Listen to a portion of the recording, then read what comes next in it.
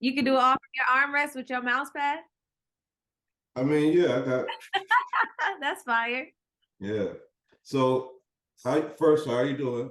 I'm good. How are you? Jamal with two A's. With two A's. Let me make sure my do not disturb is on, so my kids don't call in and interrupt this interview. No All right. scene. All right. So Jamal Finkley, BLACKTREE TV.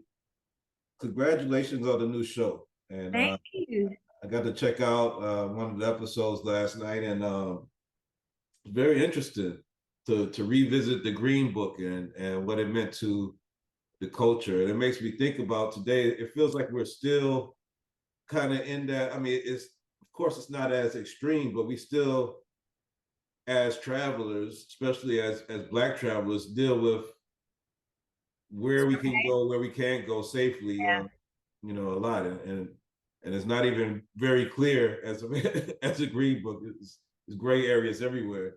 Yeah. Um, how did you select which cities to visit during this season?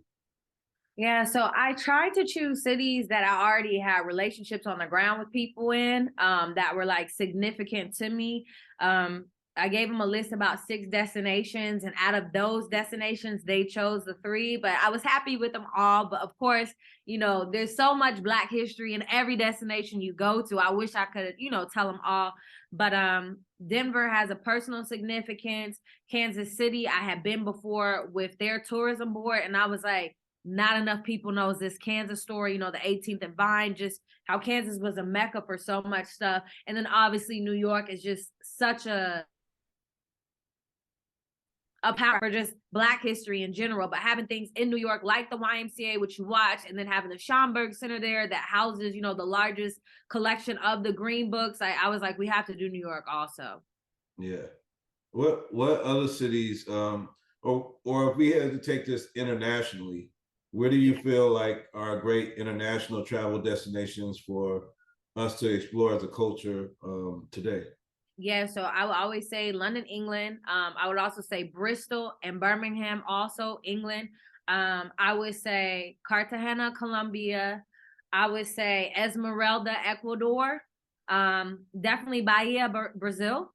Mm.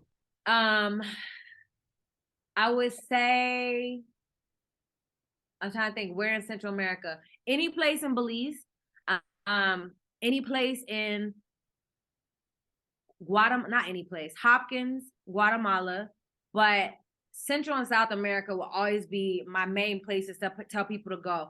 I would say Barbados, because so many people don't understand that every single slave came through Barbados before they went anywhere else. A lot of people don't know that. I didn't know that until this past summer. And when I learned that, I was like stunned, and I was like, wow, like after the coast, this is where we all went, and we were, taken everywhere. But definitely Central and South America, because I don't think people realize how much of us you can see all throughout these places, because they were direct route over from Africa. But yeah, there is everywhere you go, there's gonna be Black people. But yeah, Central and South America would be high on my list. If you don't have a destination like in a Green Book, so to speak, like when you travel to somewhere new, like how do you center yourself on finding the nuggets of culture that would attract you when you as a traveler? Like, what do you look for when you find a new city that you've never been and don't have? Well, so when I was creating my version of the Green Book, one way when people always ask me, how did you gather all your information? I told them social media. I would literally hashtag Black in, or I would write into Facebook groups, brothers and sisters of Australia, or, African Association in Greece. And I would come up with all those things. So now when I actually go, before I go to a place, I'll YouTube what people's experiences were, and then I'll look up a hashtag like Black in that space.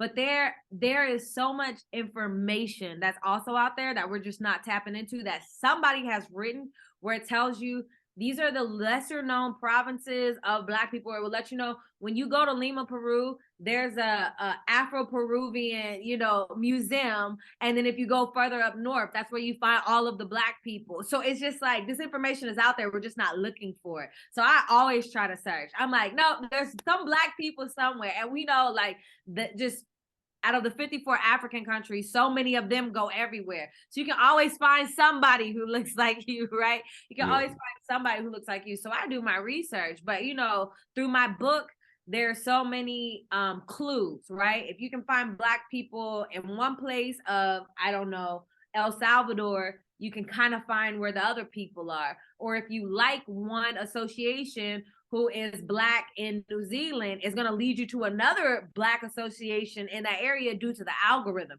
So it's actually really easy. We just have to go after it. What are some of the destinations that, because you seem like, I don't know if you've been to New Zealand. I don't know anybody besides Ava and Oprah that looks like us that's been to New Zealand. I mean, what are some of the destinations that you still have on your wish list that you haven't been able to get to yet, either domestically or internationally? Ooh, so domestically, I want to do the Dakotas because I've never done them. I definitely want to do New Mexico. There's so much beauty in New Mexico, and I just never been. I don't really know people who ever gone. I definitely want to do Alaska. There's so many Black people in Alaska that, you know, was taken there through the military, but like there's a whole story there. I definitely want to visit Ecuador, like I said, the Esmeraldas. I want to go to Limon, Costa Rica, which is the significant Black population there. There's a small population of Black people in Greece that's like further west of Greece that I want to go to.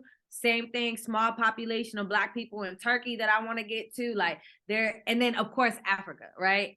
Yeah. Out of the 54 countries in Africa, I've been to maybe 7 of them. I'm like, there's so much more to go. I'm like, F your Fijis, F your Maldives. I want to go to Mauritius. It's way better than what you go. You know what I mean? I want to go to the Comoros. It's way better than, you know, your Maldives. And I'm like, not only that, Africa is the only continent where you can get desert, you can get jungle, you know, you can get beautiful, lush islands. And I want to experience it all. We don't tap into the continent that has the most natural resources like we should. But part of that is because nobody's talking about it. Nobody puts it in the limelight like it puts other stuff. So it's up to us to do it.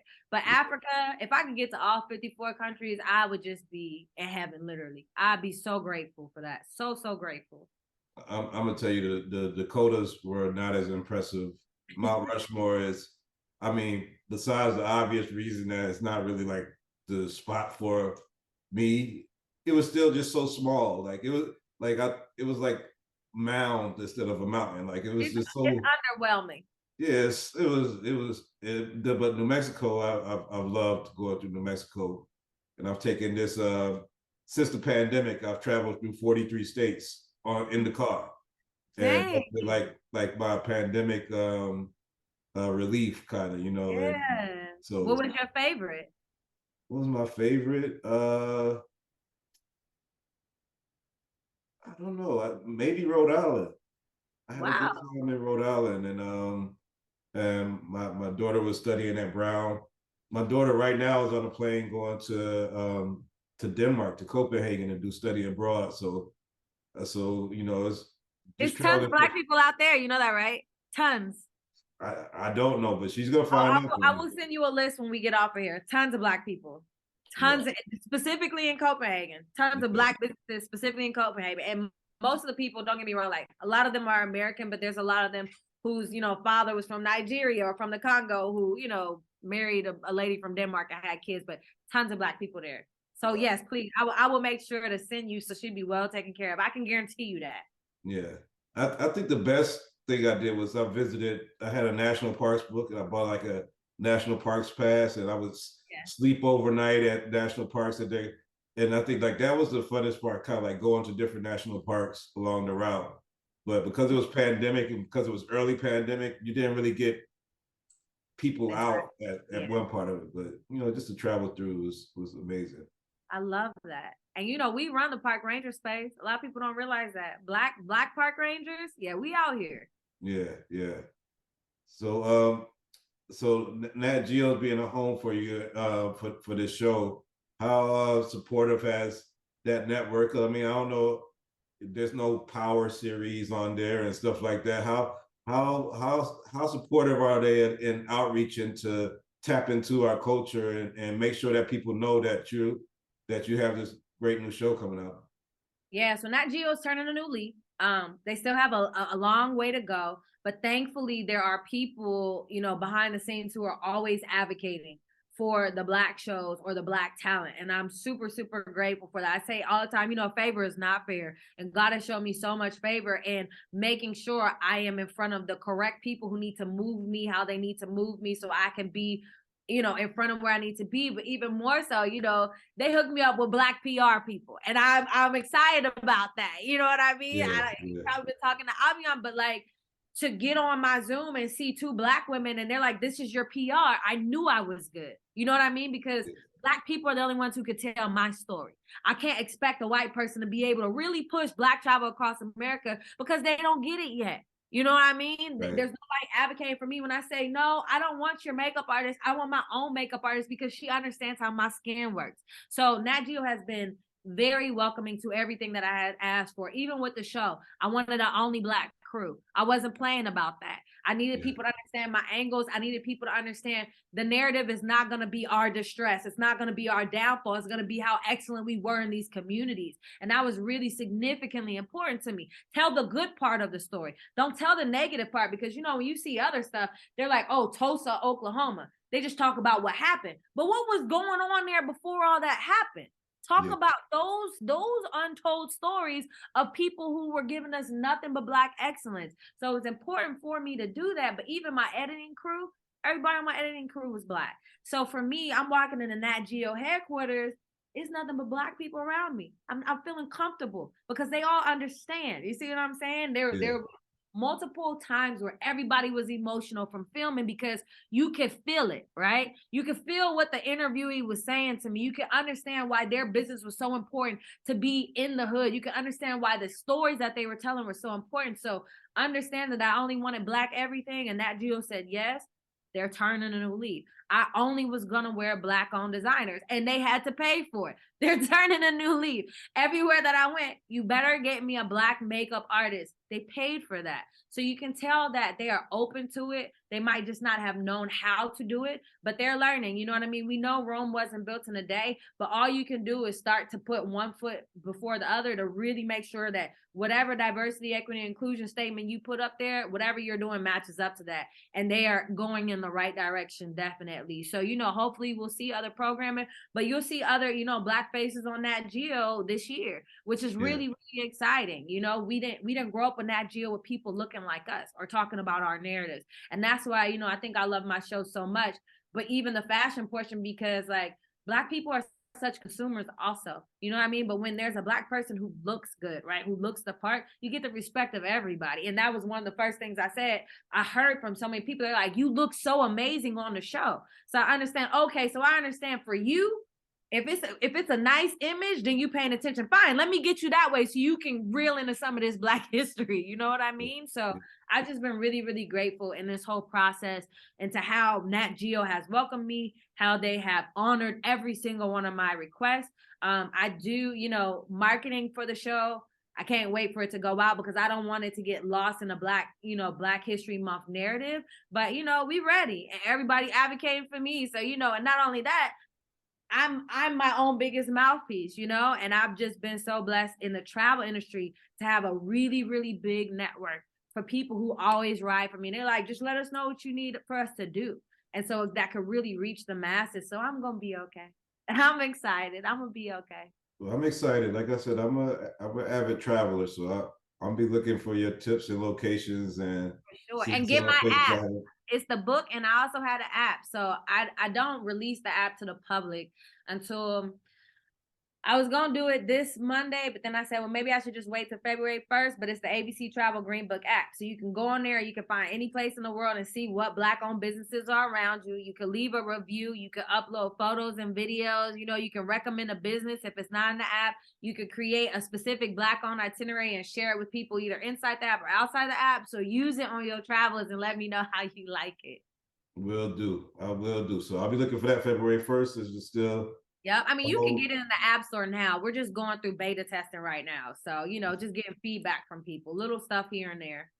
All right. Well, I appreciate you. I'll be rooting for you always, and can't wait to see where you land next and what city. And I'll be definitely looking out for my daughter, she's gonna do Italy and Sweden, and she's trying to make it to Austria when they get to do spring break.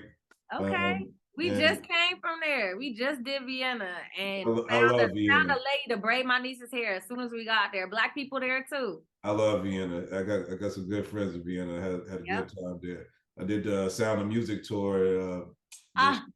We didn't have enough time to do it. I'm looking at my sister because she's behind it. We didn't have enough time to do it. But we grew up on Sound of Music. So we was like, we trying to go and read. Like literally, we was waiting for it. It was amazing. It was amazing. I love that. I love that.